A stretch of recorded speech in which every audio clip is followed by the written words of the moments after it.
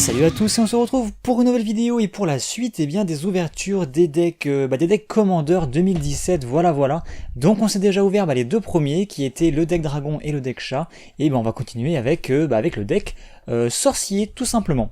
Alors déjà pendant que j'ouvre ce truc, je voulais vous le dire, moi les sorciers dans Magic c'est pas forcément un type de créature que j'apprécie beaucoup. Également du coup c'est pas un type de créature que je maîtrise, donc il y a beaucoup de cartes de ce deck là que si j'arrive à l'ouvrir que je ne connais pas, ne m'envoyez pas s'il y a certaines cartes où je passe un peu dessus sans trop franchement les connaître, parce que voilà, je n'ai jamais vraiment cherché à me renseigner sur les bons sorciers ni quoi que ce soit. Voilà, donc puisqu'on en est là, on va tenter d'ouvrir. Alors c'est toujours un peu galère d'ouvrir ces cartes là sans les abîmer. Voilà, ça c'est parfait, panier. Bref, on a donc notre Commander Oversize qu'on va retrouver là-dedans, puisque je le rappelle, on a dans chacun de ces decks 3 cartes qui sont des commandeurs, enfin disons des chefs potentiels. Et elles sont donc systématiquement foil, et l'une d'elles, donc la mascotte du deck, apparaît en oversize, comme vous pouvez le voir ici. Voilà. Donc ça ressemble à ça. Donc encore une fois, on a le petit fascicule qui nous dit un petit peu comment ça marche le deck Commander, et qui nous montre un peu de fluff sur les différents sorciers qu'on va voir dans ce deck, ce qui est toujours plutôt cool. Je suis pas vraiment fan du côté sorcier, mais après, je dois avouer qu'il y a quand même une bonne petite ambiance. Hop, panier aussi, très bien. Donc ça, on s'en fiche. Et c'est parti. Donc on a 100 cartes. Et on va passer tout ça en revue. Donc on va commencer par les trois grosses cartes, qui sont donc Inala, Kess et Marsil. Donc Inala, c'est la grosse qu'on avait ici, Voilà, on peut faire ça comme ça. Qu'est-ce que ça fait? C'est un archimage ritualiste aux couleurs grisix. Donc je ne l'ai pas dit, mais le deck est tricolore, donc il est bleu, noir et rouge. Donc c'est plutôt pas mal, ça nous laisse pas mal de petites choses. Donc surtout le bleu bien sûr pour les sorciers, mais on peut avoir d'autres couleurs complémentaires. Donc là pour le coup on a une 4-5, voilà, tout bêtement, qui a donc la capacité éminence. Donc encore une fois, l'éminence c'est une capacité qui va se déclencher aussi bien quand la carte est dans votre command zone ou quand la carte est sur le terrain, donc c'est plutôt pas mal pour un commandeur. Et ça dit tout simplement, à chaque fois qu'un autre sorcier non jeton va arriver sur le champ de bataille sous votre contrôle, si Inala du coup elle est en command zone ou sur le terrain, eh bien vous pouvez payer un mana générique, et si vous faites ainsi, on peut carrément créer un jeton qui est une copie de ce sorcier, du sorcier qu'on a fait arriver en jeu. Le jeton par contre il va acquérir la célérité et il va devoir être exilé à la fin du tour. Donc ça c'est plutôt balèze, on va pouvoir dupliquer temporairement tous nos petits sorciers qu'on va poser, donc c'est assez fort je trouve. Et même quand la carte n'est pas en jeu, donc votre adversaire a beau vous la gérer, l'effet est toujours accessible.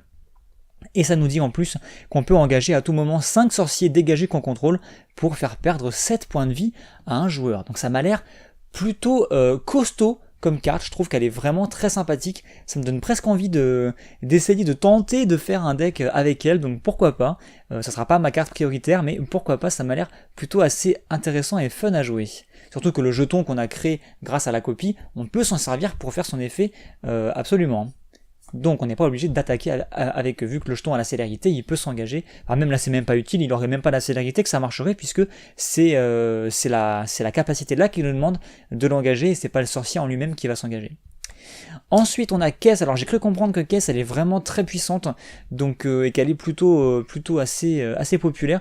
Donc ça coûte 4, c'est une 3-4 avec le vol, humain et sorcier, qui est sympa comme tout. Et qui nous dit que déjà 3-4 vols, comme je disais, et pendant chacun de vos tours, vous pouvez lancer une carte d'éphémère ou de rituel depuis votre cimetière, donc en payant son coût, bien entendu, et si une carte lancée de cette manière devrait être mise au cimetière, du coup elle est exilée. Donc vous pouvez relancer pendant chacun de vos tours, vous pouvez lancer une carte d'éphémère ou de rituel, c'est pas plusieurs, c'est une seule, et chacun de vos tours, ça ne marche pas durant les tours de vos adversaires. Quoi qu'il en soit, ça vous permet de pouvoir lancer plusieurs fois vos sorts. Donc une fois vous le lancez depuis votre main, il va au cimetière, et une deuxième fois vous le relancez du cimetière, il va dans l'exil. Donc ça peut être pas mal, pourquoi pas. Faut vraiment voir le deck qui est construit autour, mais ça peut être sympa.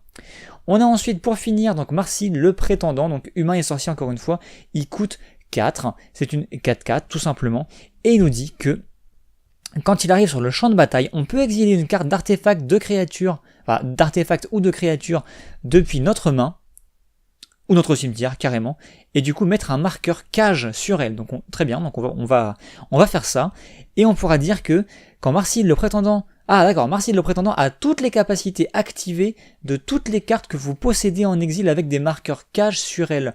Vous ne pouvez activer chacune de ces capacités qu'une seule fois par tour. Très bien, donc en gros, pourquoi ça dit ça? Puisqu'en gros, vous allez le jouer, donc vous allez faire son effet qui dit qu'il va exiler une créature ou un artefact du cimetière donc c'est du cimetière ou votre main, vous lui mettez un marqueur cage, donc il aura toutes les capacités activées de cette carte.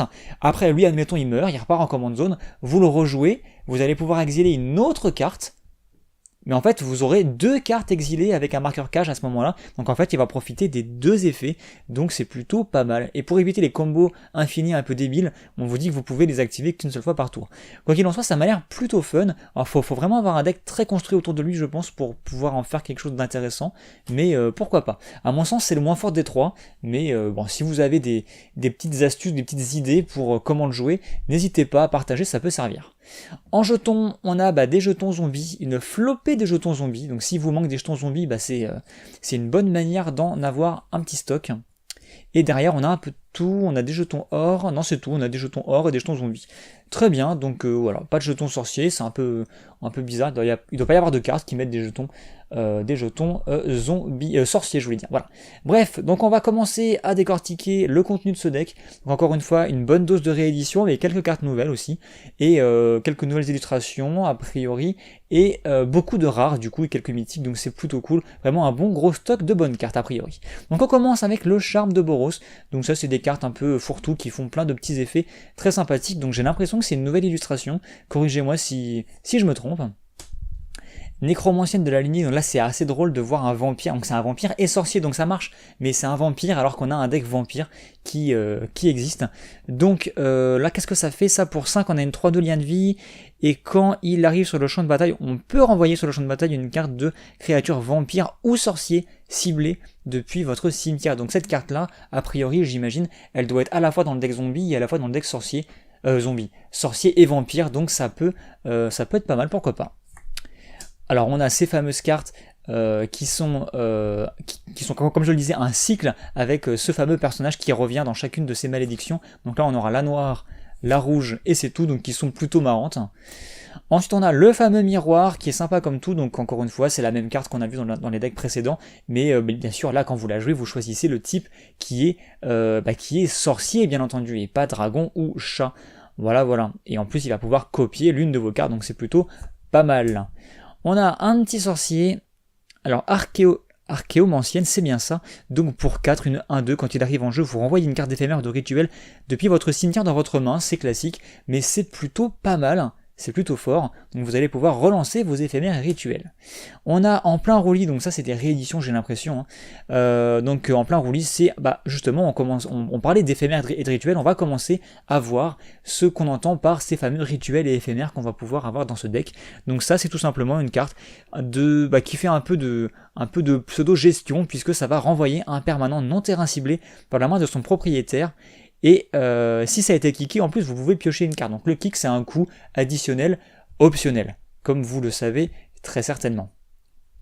Donc c'est plutôt pas mal. Et je tiens à préciser que renvoyer un permanent dans la main de son propriétaire, ça peut être un permanent à vous pour justement le sauver d'une gestion ou d'une mort certaine. Ça peut, il faut y penser.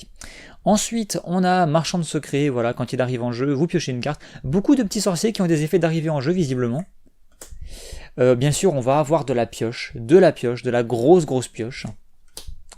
On a exiler la créature ciblée, son contrôleur peut manifester la carte du dessus de sa bibliothèque, donc il va en faire une sorte de créature 2-2 qui peut retourner comme si elle avait la mue.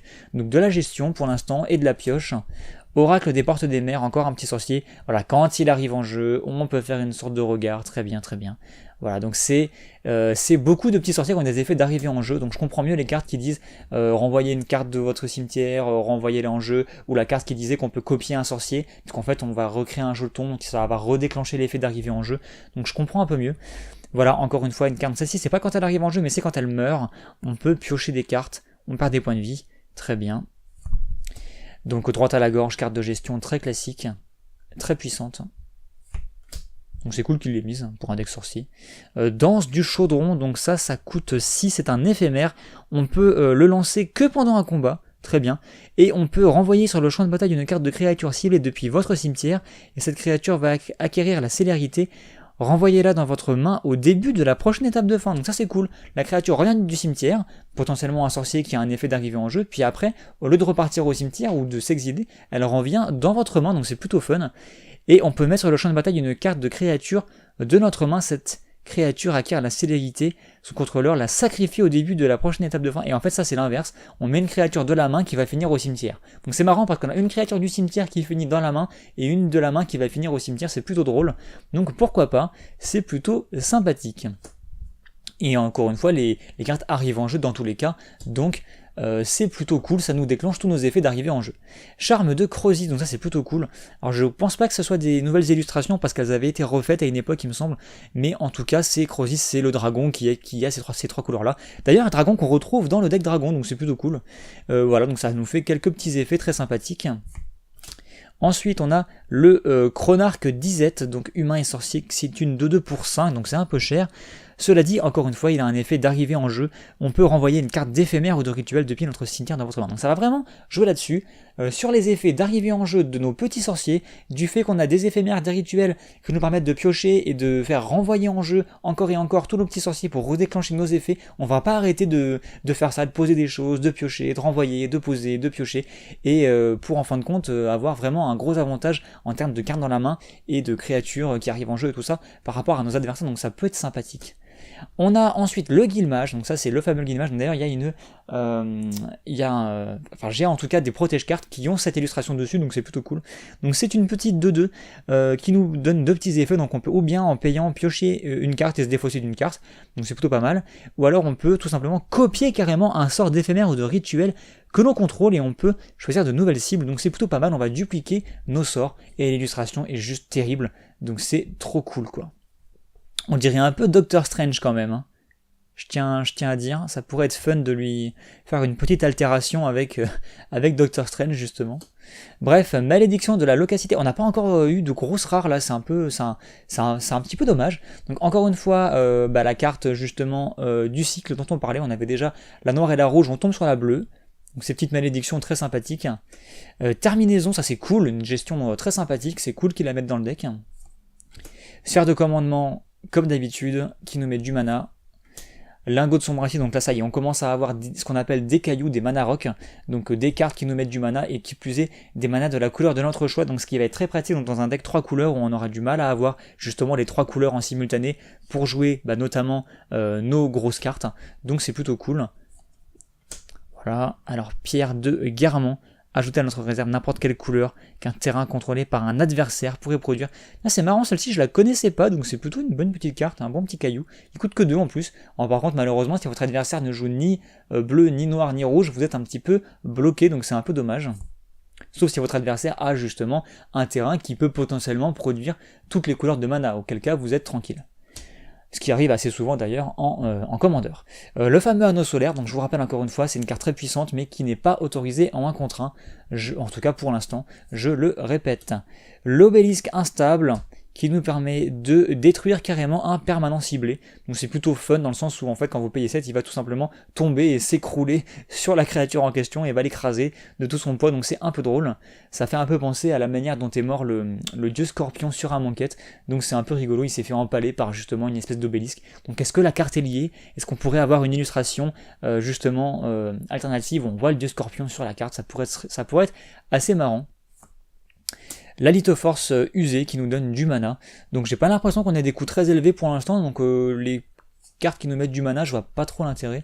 On a 2 îles, très bien, et ensuite on va commencer à spammer les grosses rares, nous y sommes, donc c'est parti. Colosse Lance-Bourrasque, c'est un géant et sorcier, carrément. Il coûte 7, c'est une 5-6. Et il nous dit qu'à tout moment, on peut engager un sorcier dégagé que vous contrôlez. Alors je tiens à préciser qu'il peut s'engager lui-même s'il le désire, et il peut faire cet effet, y compris le tour où il est arrivé en jeu, puisqu'il n'y a pas le symbole « je m'engage en tant que coup ». Le coup, c'est engager un sorcier dégagé que vous contrôlez. Mais cette capacité-là, elle ne coûte rien. Elle ne nécessite pas lui de s'engager, mais elle peut décider de se choisir elle-même pour s'engager. Donc c'est plus fort, en fait c'est comme s'il avait la célérité alors qu'il l'a pas, c'est un peu bizarrement dit mais c'est comme ça. Et bref, et donc si vous faites ça, vous renvoyez carrément un permanent non-terrain ciblé que vous ne contrôlez pas dans la main de son propriétaire, donc c'est plutôt pas mal puisque ça va vous permettre d'avoir du bounce un peu illimité, puisque s'il suffit que vous ayez 3 sorciers sur la table, vous pouvez renvoyer comme ça 3 permanents, enfin vous pouvez... c'est assez violent je trouve. C'est même ultra violent. Votre adversaire, il va vraiment avoir beaucoup de mal à... Ah oui, juste un permanent non terrain, il va avoir beaucoup de mal à... Si vous la gérez pas, à garder ses permanents sur la table, ça peut être assez gênant pour votre adversaire, à mon avis, c'est plutôt une bonne carte. Ensuite, Mage de l'Esprit, Humain et Sorcier 4-5 pour 6, donc je commence à comprendre les artefacts à mana, parce que là on a vraiment des gros coups qui commencent à apparaître.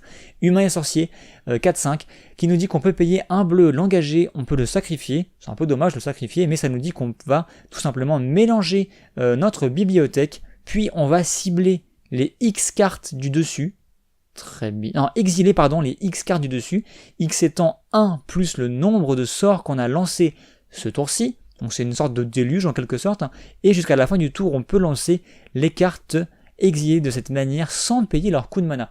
Ah oui, donc il sacrifie et tout, donc c'est un peu risqué, mais après il peut nous ramener sur la table un truc, enfin disons une quantité de cartes assez impressionnante, d'accord, pourquoi pas. Ensuite, Mage du Portail pour 3 une 2 de flash, donc ça c'est que des nouvelles cartes spécifiques à ce deck.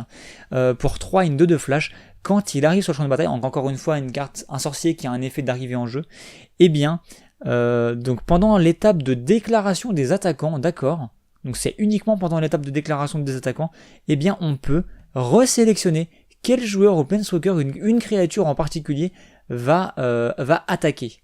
Très bien. Et elle ne peut pas attaquer un contrôleur ou les planeswalkers de son contrôleur, bien entendu. Donc en gros, je vous rappelle, la phase de déclaration des attaquants, au début de la phase, avant qu'on puisse faire quoi que ce soit, la personne dont c'est le tour va dire avec quelle créature elle attaque et qui elle va attaquer, qui ou quoi, parce qu'elle peut attaquer des planeswalkers. Et ensuite, là, on rentre vraiment dans la phase de déclaration des attaquants qui va se finir au moment où plus personne n'aura de choses à dire, et là on passera à la phase de déclaration des bloqueurs. Donc c'est juste, en fait, cette carte-là va se jouer après qu'on ait défini qui attaque et avant qu'on ait défini qui bloque, tout simplement. Donc ça peut être plutôt sympathique. Ensuite, on a un rituel domination de congénères. Alors c'est pas vraiment des sorciers, c'est plus des sortes de démons ou vampires qu'on voit, bref. Ça coûte 7. On choisit un type de créature, donc c'est pour ça que c'est pas spécifique aux sorciers, c'est pour ça qu'il n'y a pas de sorcier sur la carte. Donc on choisit un type de créature et on détruit toutes les créatures qui ne sont pas du type choisi. Ouais, très bien. Bon, c'est un peu cher, mais ça a en tout cas l'avantage d'être plutôt souple. On peut jouer ça dans n'importe quel deck tribal, donc c'est plutôt pas mal. Ouais, ok, pourquoi pas. Ensuite, une liche, ça c'est cool. Donc liche, zombie et sorcier, c'est une 4-1 pour 4. Quand il meurt, on choisit l'un des effets ou plus. Et par contre, chaque mode doit cibler un joueur différent. Donc en fait, ça veut dire que on peut utiliser les 3 modes si on veut, mais il faut à chaque fois cibler des joueurs différents. Donc en 1 contre 1, par exemple, on ne pourrait cibler qu'un seul joueur et donc on ne pourrait choisir qu'un mode. Et donc quels sont ces modes? C'est l'adversaire ciblé sacrifie une créature, l'adversaire ciblé se défausse de 2 cartes, ou l'adversaire ciblé perd 5 points de vie. C'est assez violent, c'est assez souple, et en tout cas si vous jouez en multijoueur, eh bien quand il meurt, eh bien tout le monde va être logé à la même enseigne, il n'y aura pas de joueur privilégié, donc c'est plutôt cool. Une carte plutôt fun en tout cas. Ensuite, le chimiste disette, gobelin et sorcier, une 1-3 célérité. Donc la célérité va pas forcément lui servir à attaquer, mais en tout cas elle lui servira à utiliser ses capacités dès le tour où il arrive en jeu. Donc la première capacité, ça coûte 1, vous l'engagez, vous exilez une carte d'éphémère ou de rituel de votre cimetière. D'accord, donc ça sert pas à grand chose a priori. Par contre, pour 2, vous l'engagez, vous sacrifiez le chimiste et vous lancez, n'importe quel nombre de cartes exilées par le chimiste sans payer leur coût de mana. Donc à chaque tour, Il va vous exiler un petit éphémère, une petite cimetière rituelle, et après, plus tard, vous payez 2, vous le sacrifiez, et vous pouvez tout balancer d'un coup, donc c'est assez violent. Alors le seul risque, c'est que vous exiliez plusieurs cartes, et qu'en fait, votre chimiste meurt avant d'avoir pu déclencher son dernier effet. Ça, c'est un petit peu dommage. Donc pour minimiser le risque, l'astuce c'est en fait de déclencher son effet à la fin du tour de votre adversaire. Comme ça, il faut vraiment qu'il ait un truc à jouer tout de suite s'il veut vous le gérer, parce que comme ça, tout de suite après, c'est de nouveau votre tour, et au pire, vous pouvez lancer son deuxième effet. Donc ça vous permet de minimiser un petit peu le risque de vous la faire détruire. Mais c'est plutôt fun encore une fois. Ensuite, ombre changeant, donc là on a un truc qui fait assez flipper, donc ça coûte 3, c'est un enchantement aura, donc on va enchanter obligatoirement une créature, et ça dit que la créature enchantée, on croirait une carte Yu-Gi-Oh quoi, la créature enchantée, d'abord elle va avoir la célérité, très bien, et en plus, au début de votre entretien, vous devez détruire cette créature, ah c'est un peu dommage ça, puis vous pouvez révéler les cartes du dessus de votre bibliothèque jusqu'à ce que vous révéliez une carte de créature, très bien. Vous la mettez sur le champ de bataille et vous lui attachez l'ombre changeante, puis vous mettez toutes les autres cartes révélées de cette manière au-dessous de votre bibliothèque dans un ordre aléatoire. Ce qui veut dire que, en fait, à chaque tour, la créature enchantée va se remplacer, va se tuer et aller en chercher une autre, etc., etc., etc. Et à chaque fois, elle aura la célérité. Donc, ça me paraît pas mal, dans le sens où vos sorciers ont des effets d'arrivée en jeu. Enfin, ils ont quasiment tous des effets d'arrivée en jeu, donc à chaque tour vous allez avoir un de ces effets gratuitement. Après les créatures vont dans votre cimetière, donc vous pouvez aller les rechercher ou les réanimer si vous avez de quoi faire. Donc pourquoi pas, la carte est assez fun, je me demande comment on pourrait faire pour l'exploiter à son maximum. En tout cas c'est assez fun. C'est plutôt rigolo. Ensuite, on a Taigam, tout simplement. Donc Taigam, bras droit de Sidizi. Alors j'ai l'impression que ça, c'est pas une réédition, mais que c'est aussi une carte. On avait Ojutai justement dans le deck dragon, et là on a Taigam dans ce bras-là. Donc c'est plutôt cool parce que c'est des personnages importants, des personnages qui existent, et qui ont en tout cas des rôles dans certains plans, mais que là on retrouve, qui seront pas en réédition, qui sont des cartes nouvelles, et c'est vachement fun au niveau du fluff, je trouve en tout cas. Donc là pour 5, on a une 3-4 qui nous dit que on n'a plus le droit de piocher, ça c'est un peu dommage, enfin en tout cas on passe notre étape de pioche, hein, donc l'étape où on pioche la carte, une carte par tour, et ça nous dit par contre au début de votre entretien, vous regardez les 3 cartes du dessus de votre bibliothèque et vous mettez l'une d'elles dans votre main, très bien, et le reste dans notre cimetière, donc ça c'est pas mal parce qu'on va optimiser notre pioche à chaque tour, puis on va mettre des cartes au cimetière, ce qui va nous aider si on joue avec le cimetière justement, donc ça peut être pas mal, ça peut être un bon petit commandeur justement bleu-noir qui joue avec le cimetière, pourquoi pas. Ça coûte, après elle a un autre effet qui coûte 1 noir et il faut l'engager. On va pouvoir exiler X cartes depuis notre cimetière et la créature civile va gagner -X jusqu'à la fin du tour. Très bien, donc ça fait une gestion en plus en utilisant ce qu'on a mis au cimetière. Donc plutôt pas mal, j'aime bien. La carte est très sympathique en tout cas. Ensuite, une mythique carrément, Légion de clones. Donc ça en gros c'est Naruto le remake. Donc bref, pour 9, on a un rituel qui coûte 9. On va dire que pour chaque créature que le joueur cible et contrôle, on va créer un jeton qui est une copie de cette créature. Donc on va dupliquer toutes les créatures du joueur ciblé. C'est plutôt violent, sachant que vos créatures ont quasiment toutes, ou pour la plupart en tout cas, des effets d'arrivée en jeu. C'est plutôt puissant. Voilà. Et en plus, on peut carrément copier les créatures d'un autre joueur. Votre adversaire, il a une armée de dragons, vous pouvez lui copier ses créatures à lui, en fait. D'accord, donc c'est plutôt violent. Donc là, je comprends mieux, on a de gros éphémères et de gros rituels. Encore une fois, mythique. Orage de comète, alors ça, par contre, c'est pas une réédition, je crois. Bref, donc ça, pour X et 2, on a le multi-kick. Ça coûte... en fait, vous pouvez payer X et 2. Donc X, c'est ce que vous voulez. Et en plus, vous pouvez payer autant de fois que vous voulez 1 en multi-kick. Et ça dit que, premièrement, vous choisissez une cible, donc créature ou joueur, et ça vous dit que vous choisissez une autre cible pour chaque fois où ça a été kické, donc multi-kické, et à chacune d'elles, ça va leur infliger X blessures. Donc, pour essayer de résumer ça, si vous voulez infliger 3 blessures à 2 créatures différentes, vous allez devoir payer X égale 3, et payer 2 fois le multi-kick. Donc ça va vous coûter 5, 6, 7. Voilà, en gros c'est aussi simple que ça. Donc c'est assez souple en tout cas. On a la liche de Avengul, donc elle coûte 5. C'est une 4-4 zombie et sorcier d'ailleurs qui est sortie avec Return to Ravnica je crois. Et ça nous dit que on peut payer un générique.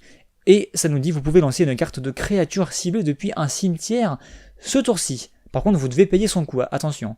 Et quand vous lancez cette carte ce tour-ci, alors la liche de machin chose acquiert toutes les capacités activées de cette carte jusqu'à la fin du tour. Très bien, donc c'est pas mal. Ça nous permet de relancer des cartes de notre cimetière un peu comme on veut, et en plus elle va acquérir temporairement leur capacité. Pourquoi pas, c'est assez violent, donc c'est plutôt cool. Ah, Marchesa, donc ça c'est cool. Alors c'est cool parce que c'est une créature légendaire, encore une fois, qui est sortie avec Conspiracy, et qui est plutôt appréciée en plus, mais surtout, elle a les 3 couleurs, ce qui fait que ça fait une 4e carte que vous pouvez potentiellement utiliser comme commandeur de votre deck. Donc déjà, c'est une 3-3 pour 4.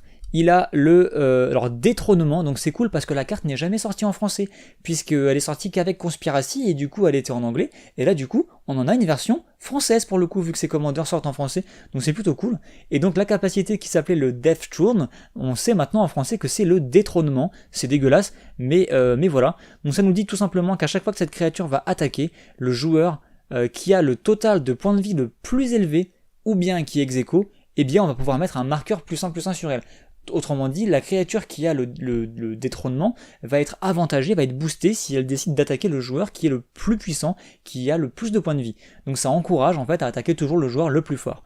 Et donc, pourquoi je vous raconte tout ça? Tout simplement parce que son deuxième effet, c'est les autres créatures que vous contrôlez ont le détrônement. Donc autrement dit, si vous avez une multitude de petites créatures, elles vont toutes pouvoir se renforcer de manière très puissante en attaquant le joueur qui a le plus de points de vie. Donc je pense que si vous jouez Marchesa par exemple, ça peut être sympathique de le jouer avec beaucoup de noir, avec des cartes qui vous consomment des points de vie, comme ça vous allez a priori toujours rester le joueur qui a le moins de points de vie, et du coup, je parle bien sûr si vous jouez en 1 contre 1, mais ça marche aussi à plusieurs, vous allez pouvoir optimiser au maximum, enfin rentabiliser au maximum l'effet du détrônement.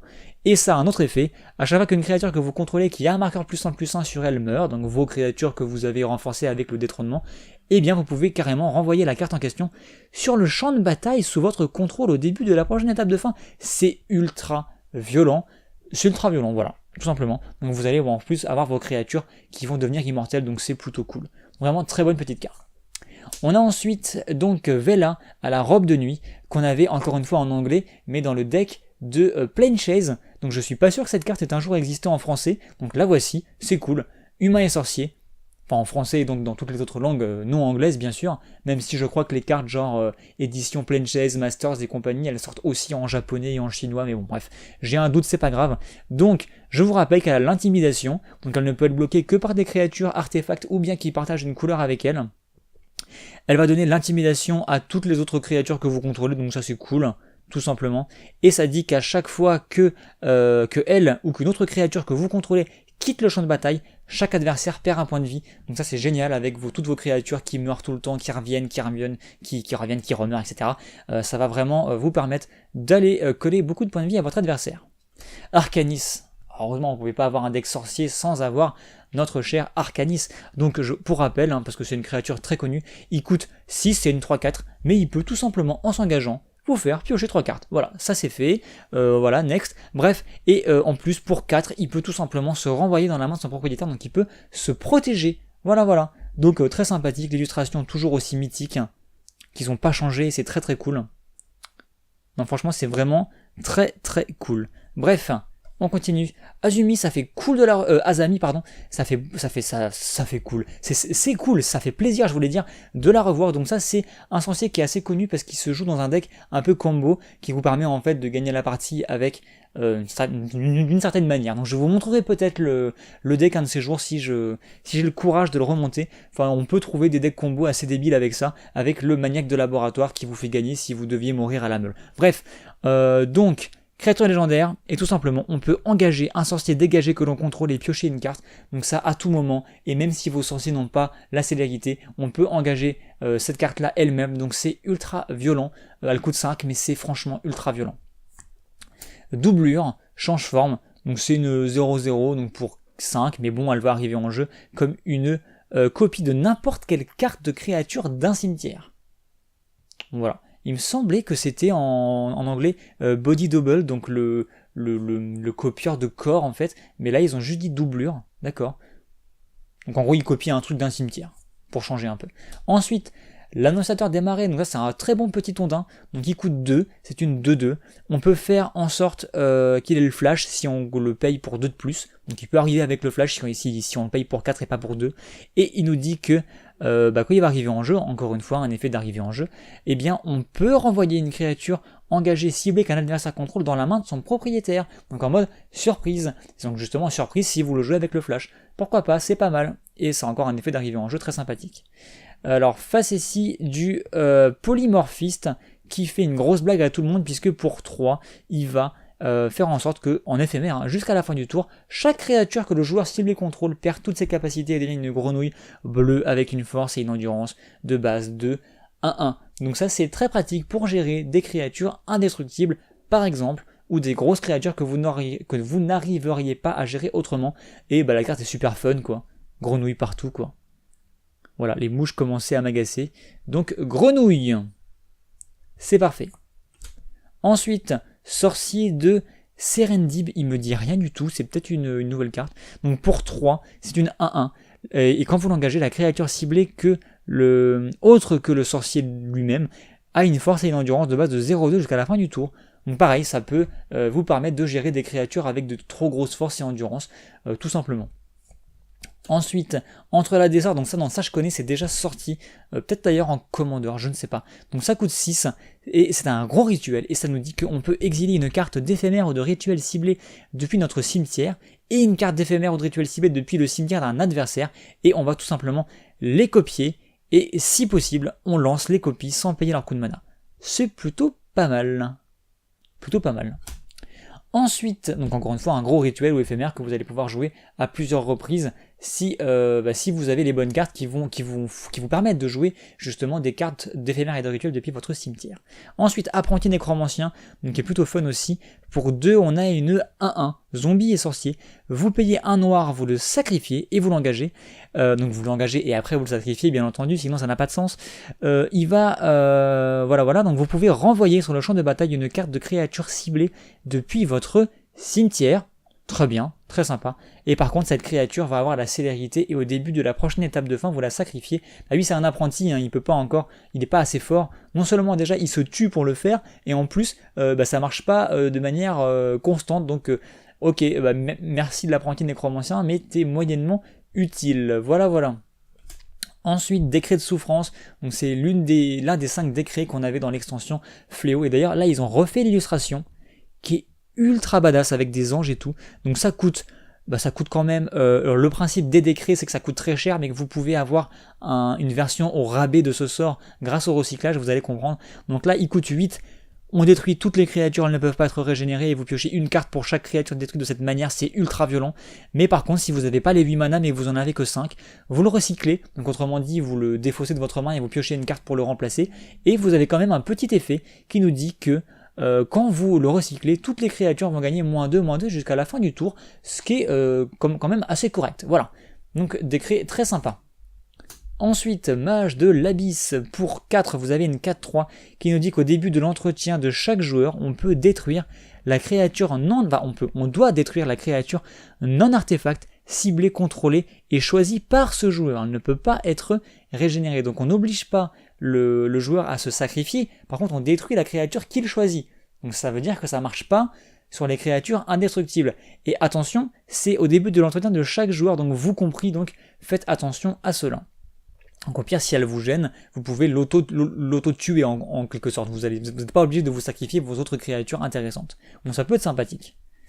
Ensuite, sélection nécromancienne, illustration est dégueulasse. Bon, il n'y a pas d'autre mot, c'est dégueulasse. Donc pour 7 rituels, détruisez toutes les créatures. Ah tiens, encore.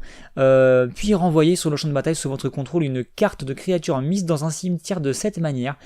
Mais en plus, ça devient un zombie noir. Et de ces autres types. Et vous devez exiler la sélection nécromantique. Donc c'est une grosse réanimation. Vous pouvez réanimer un truc de n'importe où. Mais à condition de l'avoir détruite de cette manière. Donc c'est plutôt marrant. Pourquoi pas. La clique des marionnettistes, donc je rappelle que les cliques, il y en avait plusieurs à l'époque de Lorwyn, il y en avait, je sais plus s'il y en avait pour chaque couleur, en tout cas la bleue est très connue, mais la noire est sympathique aussi, puisque pour 5, c'est une 3 de vol qui va en fait vous réanimer une créature. Voilà, quand elle arrive en jeu, elle va renvoyer une créature ciblée depuis le cimetière d'un adversaire.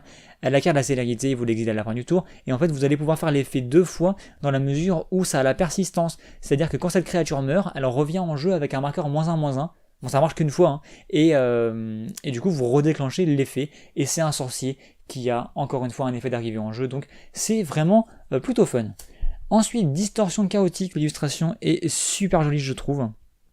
Ça nous dit que, donc pour 3 en éphémère seulement, le propriétaire du permanent ciblé va devoir le mélanger à sa bibliothèque et révéler ensuite la carte du dessus de sa bibliothèque. Et si c'est une carte de permanent, il la met en jeu. Mais si c'est pas un permanent, et bah tant pis pour lui. Donc c'est assez marrant parce que ça marche aussi sur un terrain, donc c'est plutôt drôle. Voilà. Et ça peut être marrant en fait de dire que votre adversaire va vous attaquer avec sa grosse bête, vous lancez ça, zioup, il le mélange, et ça devient genre un terrain, et c'est assez drôle en fin de compte, puisque tu transformes, admettons, sa grosse créature, son gros dragon en une forêt, ou une connerie comme ça, donc c'est assez marrant. La carte est super fun en tout cas. Ah, le fameux sorcier à cornes d'Etherium qu'on revoit encore. Donc tout simplement, c'est une 3/6 pour 6. Et pour 3, vous pouvez renvoyer le sorcier à cornes dans la main de son propriétaire. Et il a la cascade. Donc la cascade, on en parlait dans le deck Planechase qui est basé sur la cascade. Et d'ailleurs, ce sorcier y est présent. Donc pourquoi pas, ça peut être rigolo. Voilà. Donc, sympathique. Donc la cascade, attention, c'est pas un effet d'arrivée en jeu. Hein. Il faut que vous jouiez cette carte depuis votre main. Ensuite, saccagement de mémoire, donc une carte qui vient probablement de Sombreland, ou en tout cas des extensions qui, Sombreland ou Life Ciel ou un peu tout ça, parce que c'est là qu'on avait ces fameux mana hybrides. En fait, le mana hybride, si vous ne connaissez pas, quand vous avez bleu-noir, ça veut dire que ce mana peut payer ou bien avec un bleu, ou bien avec un noir. Et c'est un éphémère qui coûte 4, donc vous pouvez lancer cette carte, une carte d'éphémère ou de rituel ciblé dans le cimetière d'un adversaire sans payer son coup de mana. Très bien, pourquoi pas. Ça peut être sympathique. Chimiste lunatique, un nouveau sorcier, elle coûte 5, c'est une 2-3. Pour un bleu, vous l'engagez, vous piochez 2 cartes, ce qui est plutôt pas mal. Ou alors, pour un rouge, vous l'engagez, vous défaussez d'une carte, et il va infliger à une créature ciblée un nombre de blessures égal au coût converti de mana de cette carte. Ok, ça peut faire des gros dégâts. Bon petit sorcier, je le connaissais pas spécialement, mais il est plutôt sympathique, je trouve. Voilà, oula, j'ai un peu spoilé. Donc Nin, l'artiste de souffrance, qui d'ailleurs il me semble se joue dans certains decks commandeurs, enfin on peut la jouer en commandeur. Donc c'est une 1-1 pour 2, donc il est pas cher, ça c'est cool. Et ça nous dit que pour un bleu, un rouge et X, on l'engage, il va infliger X blessures à une créature ciblée, et le contrôleur de cette créature va devoir piocher X cartes. Donc en gros, ça vous fait un très gros moteur à pioche, mais ça peut aussi vous faire de la gestion. Donc pourquoi pas, une carte assez intéressante en tout cas. Donc je vous avais spoilé, on a Niv-Mizzet, le Cérébropyre, parce que oui, c'est un dragon, mais c'est aussi un sorcier. Donc il me semble que du coup ils l'ont mis aussi dans le deck dragon, à vérifier, mais il me semble.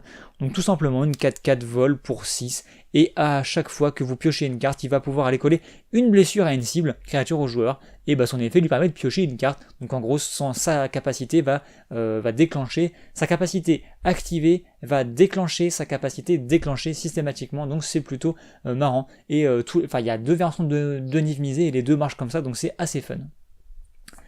Ensuite, infiltrateur ombre mage, donc une 1-3 avec la peur pour 3, c'est-à-dire qu'il ne va pas pouvoir être bloqué sauf par les créatures artefacts et les créatures noires, parce qu'elles n'ont pas peur, tout simplement. Et ça nous dit qu'à chaque fois qu'il va infliger des blessures de combat à un joueur, on peut piocher une carte, tout simplement. Donc c'est typiquement une carte qu'on aurait pu retrouver dans le deck Ninjutsu de Planechase, puisque ça jouait justement sur les cartes qui sont difficilement bloquées. Ensuite, commandement de Silumgar, on parlait justement de... Non, on parlait de Crosis, on parlait pas de Silumgar, mais Crosis et Silumgar se ressemblent assez, je trouve. Donc voilà, qui nous fait plusieurs petits effets, un peu de gestion, un peu de trucs en tout genre. Détruisez le Planeswalker ciblé, c'est toujours assez drôle, donc pourquoi pas. Le fameux disque de Nevinyrral, voilà, donc qui est en fait un artefact assez connu qui vous fait une Vrasse, donc c'est plutôt sympathique. J'ai l'impression qu'on a beaucoup de cartes de Vrasse dans ce deck, après on joue pas mal avec le cimetière malgré tout, donc ouais, pourquoi pas, sympathique de le retrouver. On enchaîne avec les terrains spéciaux, donc le verger exotique qui est sympa comme tout, qui nous met du mana en fonction du mana que peut produire nos adversaires, donc c'est plutôt cool. Comme autre terrain, on retrouve le labyrinthe mystificateur, donc c'est un terrain qui nous met de l'incolore, très bien, et qui a un effet supplémentaire puisqu'il peut en payant 4 et en l'engageant, on peut exiler une créature attaquante ciblée qu'un adversaire contrôle. En gros, elle va se perdre dans le labyrinthe. Et au début de la prochaine étape de fin, vous la renvoyez sur le champ de bataille engagé sous le contrôle de son propriétaire. Donc en gros c'est ça, la créature en question va se perdre temporairement dans votre labyrinthe. Donc on avait deux terrains rares, après on a des terrains, tous encore une fois plus magnifiques les uns que les autres, et encore une fois, au risque de me répéter, je ne vois pas d'où viennent ces illustrations, donc à moins qu'elles aient été faites spécialement pour ces decks, je ne sais pas. En tout cas, si vous avez des infos, si vous savez d'où viennent ces terrains, ça m'intéresse. Voilà, donc c'était tout pour les terrains de base. Donc, on avait chopé 2 îles en début de deck, je ne sais pas trop pourquoi. En tout cas, là, on a le reste des terrains. Et après, on enchaîne tous les terrains spéciaux. Donc lui, vous le connaissez. La tour de commandement, vous la connaissez. Forcément, il devait y avoir ce terrain. Voilà, les Ravelands qui vous mettent du mana, les terrains, les portes, croissance, étendue sauvage et croissance terramorphique qui doit être, qui est là, immensité terramorphe tout simplement. Panorama de Grisix, ça va vous permettre d'aller chercher le terrain que vous voulez parmi vos couleurs. Raveland encore une fois, un refuge, Raveland, refuge, Temple de la fausse divinité, encore une fois très sympathique. Et les terrains éclatants de l'Orwyn qu'on retrouve. Voilà, donc ça c'est classique. Et pour une fois, j'ai pas fait un beau bazar, j'ai réussi à empiler mes cartes. D'habitude, je fais un tas qui ne ressemble à rien, donc je suis assez fier de moi pour le coup. Et écoutez, c'est tout pour ce deck, voilà, ce deck sorcier. Donc écoutez, c'est le deck que j'avais le moins regardé en termes de liste de cartes, parce que c'est celui qui m'intéressait moins, parce que les sorciers, c'est pas forcément un truc qui m'intéresse de jouer. Malgré tout, je me rends compte qu'il a l'air d'avoir des mécaniques assez fun. Alors la puissance n'est pas apparente à première vue, on se demande un petit peu où est-ce qu'on veut en venir avec toutes ces cartes qui arrivent en jeu, qui piochent, qui reviennent du cimetière, qui reviennent dans la main, etc. Mais il y a l'air d'avoir quand même beaucoup de gestion. Ça m'a pas l'air d'être un deck extrêmement puissant, mais un deck en tout cas qui va petit à petit réussir à faire des choses. En tout cas, je pense que les joueurs qui aiment bien boubuiter avec leur deck tout simplement vont adorer ce deck. Bref, donc moi en tout cas j'ai bien envie peut-être d'essayer de monter un truc avec celle-ci, mais sans conviction plus que ça. Donc pourquoi pas. Donc je vous remontre les 3 cartes notables de ce deck. Et voilà, donc si ça vous a plu, si vous appréciez ce deck, si vous pensez qu'il est cool, n'hésitez pas à le signaler. Moi c'est clairement pas mon deck préféré, donc il nous reste encore le vampire à ouvrir, donc on va voir un petit peu ce que ça contient.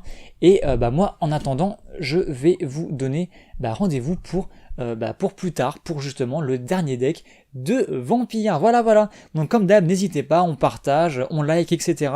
Ça fait plaisir. Et puis c'est tout. Et moi je vous dis à très bientôt sur Booster à la chaîne. Allez, à plus.